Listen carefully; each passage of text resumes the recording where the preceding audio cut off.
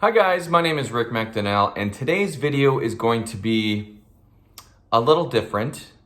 I just finished reading the Pulitzer Prize-nominated novel, The Idiot by Elif Batuman. It's been a few days, and ever since I've been kind of arguing with myself over whether or not I liked it, which makes it very difficult to sit down like this and put together some kind of cohesive review. So, I'm not really gonna do that. Instead, what I thought I would do today was just really let both sides of me duke it out. Because part of me really loved this book and part of me really didn't like this book at all. So I really wanted to kind of just get a dialogue going today, let some of that stuff rise up to the surface just to see how I actually feel about this book. So here we go. So for those of you who don't know, The Idiot is a sweet, sometimes caustic, coming-of-age story about a young Turkish-American girl during her first year at Harvard. And what we get is really like a literary fiction fan's wet dream. We get these long, fascinating conversations about literature and mathematics and philosophy. We get a chance to see how people learn to live and learn to love at a really specific time in their life. And Celine, our protagonist, is just wonderful company through most of this book. This is less of a novel, I think, and more a series of microfictions. And that's not its weakness, that's its strength. And it allows for what I think few novels actually do these days. Contemplation. And holy hell is it funny. But is it funny? Okay, this is what funny looks like when you're reading a book. Ah, that's great. This is what reading The Idiot looks like. Oh my God, that's so funny. Oh, that's so smart. That's hilarious. Is Batuman smart? Obviously. Is she clever? Absolutely. Is that enough to carry a novel that literally has no plot whatsoever? This novel very nearly won the Pulitzer Prize, and I'm partially convinced that Elif Batuman still has no idea how to write characters we care about, situations that surprise us, and a plot that feels like it actually matters. This book is 423 pages of pretty random shit, and if I'm gonna be honest, I was pretty happy to be finished with it. To enjoy this book at all, I think you have to be able to appreciate the time and place that Batuman has set her story. I love that it explores a person trying to find their way after being just released from the confines of high school. She's free to do and be anything she wants, but she just has no idea what that looks like. Celine has entered this world where all of a sudden everything is connected, and it's also intoxicating, and it's all up to her for maybe the first time in her entire life to decide how things apply to her and her life. I think we all feel this need to kind of create a narrative out of our own life, but how realistic is that really? How easy is that to do? Is that something that happens when we take action? Is fate or destiny involved? Because free will, when you first get it, can be kind of a scary thing. And for Celine, she actually says, the thought that it might be limited in some way made me feel only relief. Consider her study of Nabokov, who noted that for ancient peoples, mathematics was something artificial. It's something that they imposed onto the world. But soon the natural world became a part of it. It turned out everything was based on numbers.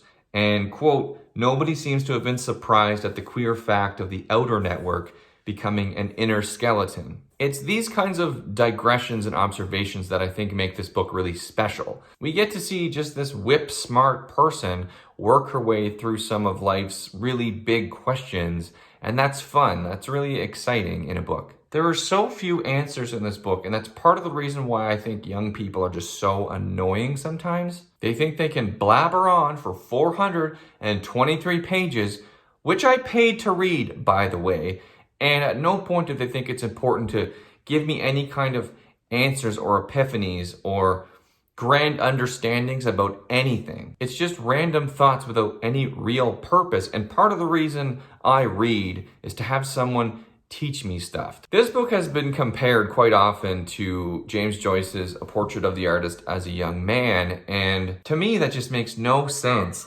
Celine does not come of age in this novel.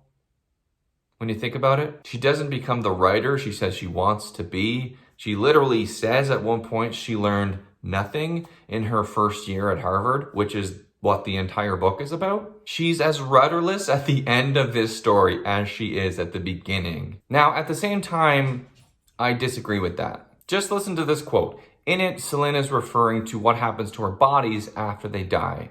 She says, quote, "Your atom, I think it will never go back to peace, to cereal or rocks or anything like that. Once it has been seduced, there is no way back. The way is always ahead, and it is so much harder after the passage from innocence.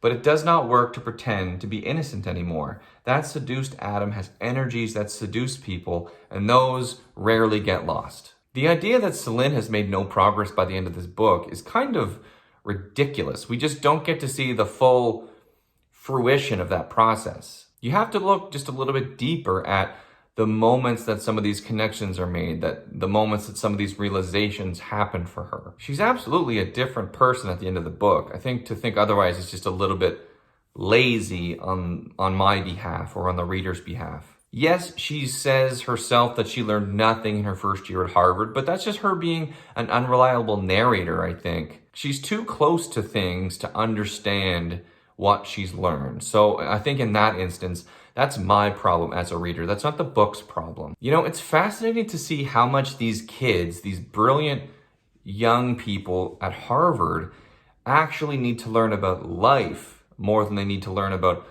Balzac or linguistics or mathematics or whatever they're learning. At a place like Harvard, the emphasis is so heavily placed on success that if people don't learn enough about life while they're going to school there, the university just churns out these like lifeless automatons, these really smart people who are stupid in so many practical ways. I think the book is a really good deconstruction of like Ivy League life and maybe like the self-importance of higher education, like as a concept. I would have loved to see her satirize or take down the like pretense of academia. That would have been a lovely through line for the book, because as it stands right now, I don't think it really has one. There was so little driving this novel, probably because it spends so much of its time driving me insane. The only propulsive movement that happens in The Idiot is the timeline of the school year itself.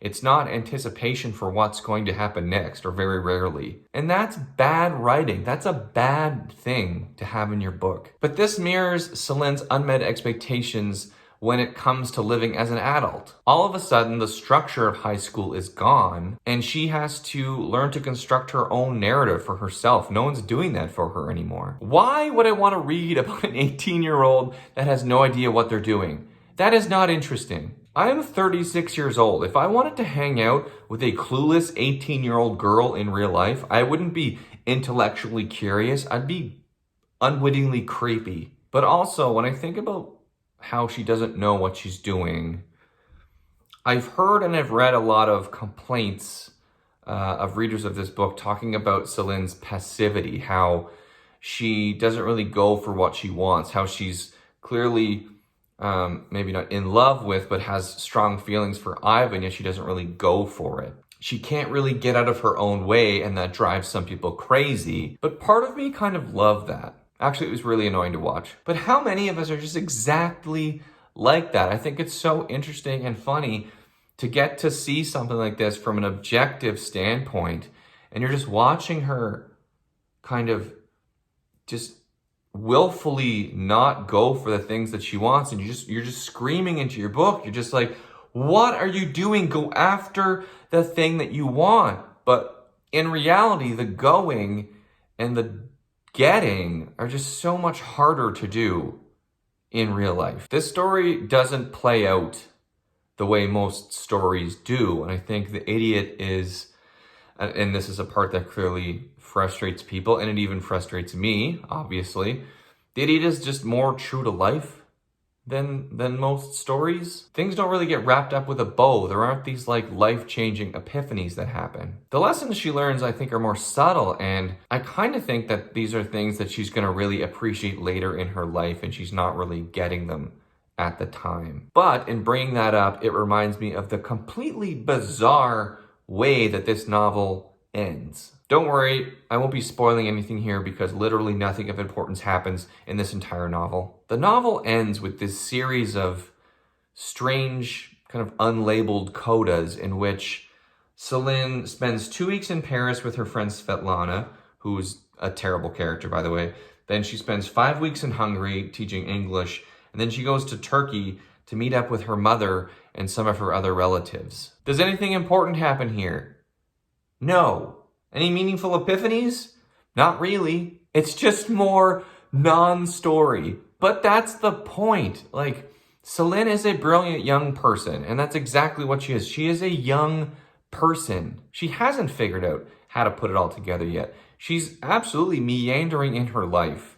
And that's the point. And while that's fine, it's completely uninteresting. Like, she's actually on record as saying that she's not a fan of crisp fiction. And by that, she means stories that are streamlined, that are, for lack of a better word, like tidy. I mean, in an essay for N+1, she literally wrote the sentence, write long novels, pointless novels. And then when I say that to myself, I'm thinking, oh my God, are you seriously using that as a point in this book's favor? Write pointless novels? Like, what the fuck are we doing here? It's 423 pages long, and not one important thing happens. Not one important thing happens. So what I'm saying, I guess, is that she hit it out of the park, according to her own criteria. Look, the truth is, I went to university. I can definitely see parts of Celine in myself. Celine is far from idiotic, but I think any high school overachiever can recognize that disorientation of being plunged into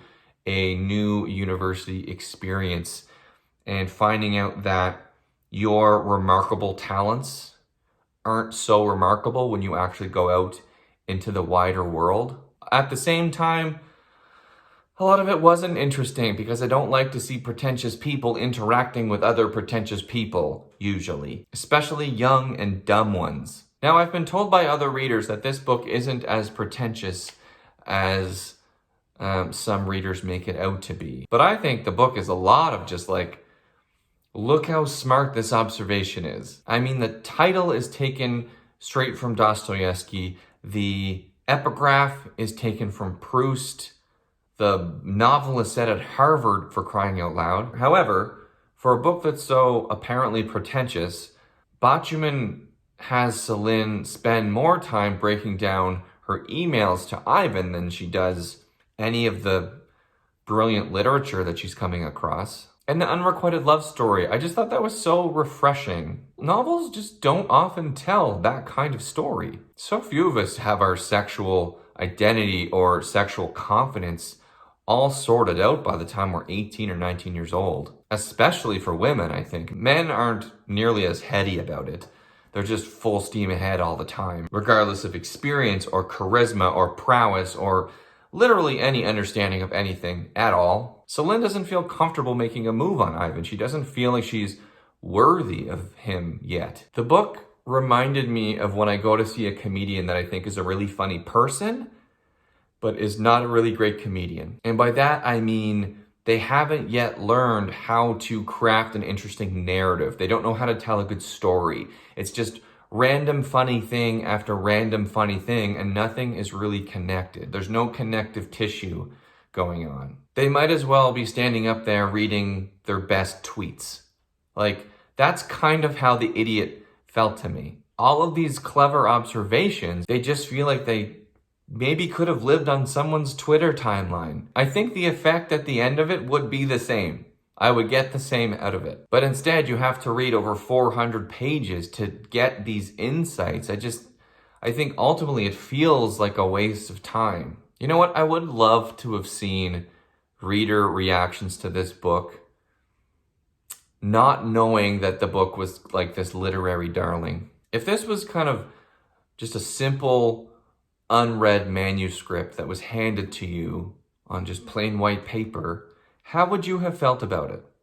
What criticisms would you have about it that you maybe don't have with the book itself? I think the media narrative surrounding books It's very intoxicating for some people, and I think this is such a prime example of that happening. At one point, Celine says, "It was exciting not to understand.